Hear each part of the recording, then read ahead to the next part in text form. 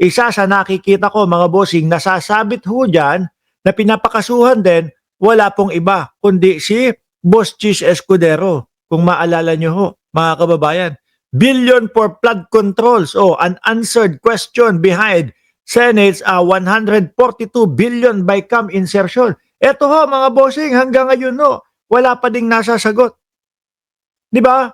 Hanggang ngayon po, hindi pa din na ipagtatanggol yung kanyang sarili. Hanggang ngayon po, wala pang paliwanag sa mamamayang Pilipino. Kung maalala nyo ho, di ba?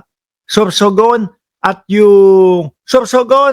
yung kanina, yung kay Boss Joel, no? Bulacan. Yun yung dalawang nangunguna. Hindi ko sasabihin o hindi ko gustong sabihin na sa kanila yon. Pero mga lugar nila yon. Kaya ang taong bayan napapaisip po, hindi kaya itong mga insertion na to palit ni Chis Escudero doon sa mga kapwa niya, mga senador, para sa ganun, iboto siya bilang Senate President ulit.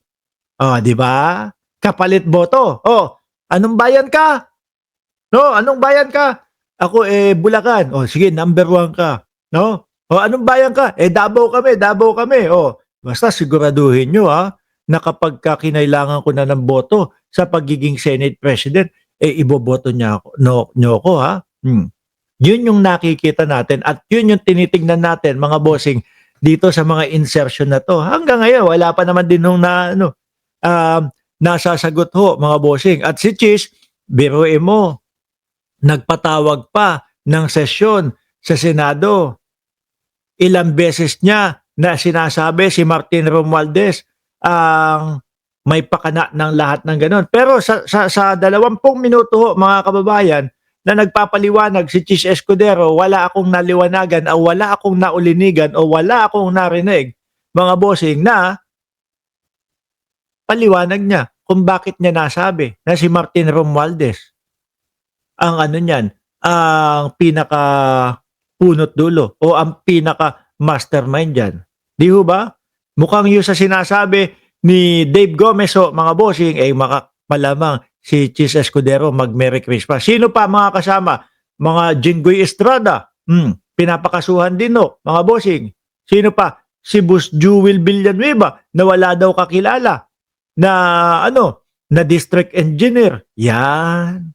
Kaya sabi ko sa inyo mga boss Chipamo sir, mabibigat po itong mga kinakalaban ng gobyerno ng Pilipinas. At tingin ko po, yung iba sa kanila dyan, ginagamit na po yung pera na nakulimbat nila sa taong bayan o yung pera na nakulimbat po sa tax ng bayan para sirain, gibain si Pangulong Bongbong Marcos. Baliktarin ang istorya. Diba? Sabi ni Linda de la Vega, dapat sure muna bago ipakulong. Correct. No? Hindi naman po siyempre masisira din ang buhay niya. Kailangan siguraduhin 100%. Hindi yung bara-bara. Balik natin si Secretary Dave Gomez. At ng DPWH at malapit nang isampa sa ombudsman yung iba. Iba nakapending na sa ombudsman. Ang ombudsman naman nakapaghaing na ng reklamo sa Sandigan Bayan. Kaya tama din tong sinasabi ni Ma'am Linda de la Vega, pigilan makalabas ng bansa yung iba. Tingin ko marami na ho sa kanila yung talagang tinitignan ho at nakapokus at sinusubaybayan, sinusundan ho. 'Di ba? Sabi ni Roderick Palad Martinez pala. Si Chis Escudero, dati bilib ako diyan. Ako din ho, sir. Bilib ako diyan, no? Pero ngayon hindi na. Meron din pala siyang style, yung tipo bang ituturo ka niya kahit na wala namang pagpapaliwanag kung bakit kanya itinuro. Si Chis Escudero, dati bilib ako diyan. Pero ngayon, bulok na keso ang tingin ko diyan sa ginawa niya, sa ginawa ni Garcia, sa desisyon niya sa paglaba. Kasi nga daw yun yung abogado ni Chis Escudero, si Garcia daw. Kaya ang naiisip ng ibang mga tao natin o mga kababayan natin, baka, kasi kakampihan mo, siyempre, yung dati mong kliyente. Diba? Yung kay Lubiano na Pero anyway, dahil yun na yung sinabi tanggapin na lang ho natin mga kababayan. Ang hindi ko talaga matanggap doon sa ginawa nila Chis Escudero at nung ibang mga senador, binaliwala po ang mamamayang Pilipino.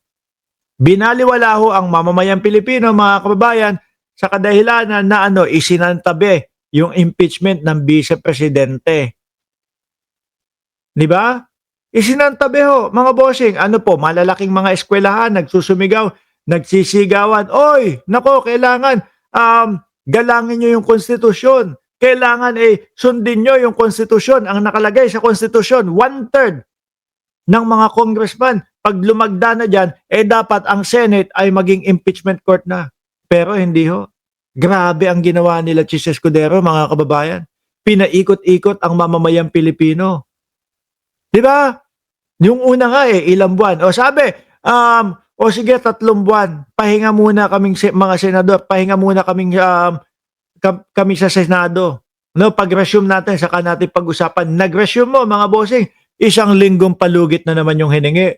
Tapos, nakakuha ng pambutas. Yung naman, ibabalik naman sa Kongreso.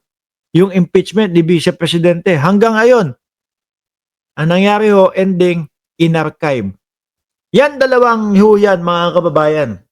Yang dalawang huyan ang talagang sabi ko, nako, mali ako ng sinuportahan.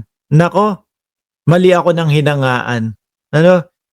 Yung insertion ng 142 billion na hanggang ngayon hindi pa din po na ipapaliwanag at saka yun pong yung sa impeachment ni Vice Presidente. Na kung ako ho ay tatanungin ninyo sa susunod kung tatakbo man senador, Vice Presidente o Presidente si Chis Escudero. Sorry po, X, mga bossing. Ang tanong natin kung makakatakbo pa. Dahil po ito, sinasabi din po ni Secretary Dave at sinasabi po ng Malacanang, sinasabi ni John Vic Remulla na itong mga sangkot daw ho sa flood control, mga kababayan, ay mukhang malabong magpasko sa kanilang mga bahay. Kaya lang baka magtakasan, Baka magtakasan, mga bossing. Lalo na, tingnan mo si Chavit Singson. Ilang araw na ding hindi natutulog. Kaliwat kanan. Puro po mga puro pa, tawag doon? Puro pa interview. Interview tayo. Rally tayo. Tingin ko kasama yan si Chavit Singson. Sabi nung kaibigan ko na si Sir Archie Beroya, Chris Rose, hello. Bumati lang pala. At si Leon de la Cruz, nandiyan din ho. At si Cesar de los Reyes at si Hener Jobs. Tuloy natin. I-release na itong arrest warrants na to. So marami pa in the coming days and ginagarantihan ko sa inyo ang yung sinabi ng ating Pangulo, magkakatotoo yun bago magpasko. At saka garantisado ni Secretary Dave na yung mga sangkot sa flood control ay magkakatotoo na mga makukulong daw ho, mga bossing. Di ba? Biruin mo, na ngayon? December 1 na ngayon. No? Tayo ho, mga kababayan, tayo. Nako, eto na, magpapasko na. Atat na tayo. Naubusin yung 500 pesos natin. para sa Noche Buena. Di ba? Nako, ano kaya ang mga bibiling ko sa 500 pesos ko? Tayo, atat tayo. Ano kaya ang gagawin natin sa araw ng Kapaskuhan? Pupunta ako yung ninong ko. Pero etong mga sangkot sa flood control, malamang umiikot ang mga tumbong niyan, mga bossing. Hindi alam. No? Sila ho siguro, mga kababayan, yung tipong tao na hindi atat na dumating o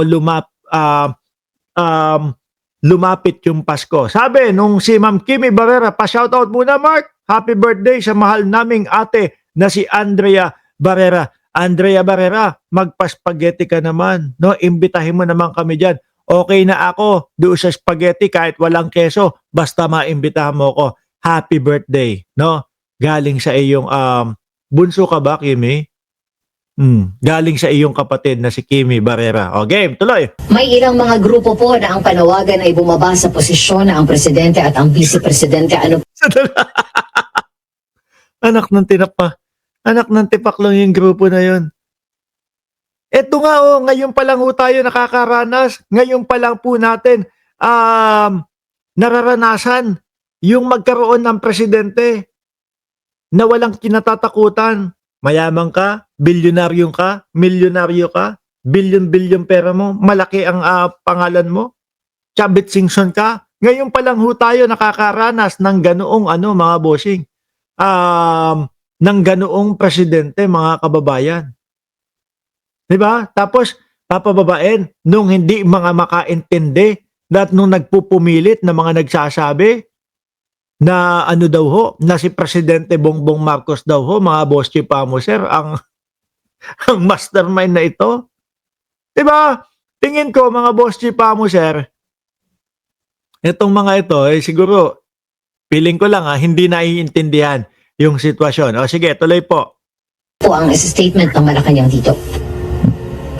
Again, ang presidente, ang ating Pangulo, hindi madidistract sa mga ganyang Yun naman po ang tama at kailangan alam ng presidente at ramdam naman niya, mga kababayan, mga boss chief sir, tayong lahat sumusuporta kay Presidente Marcos.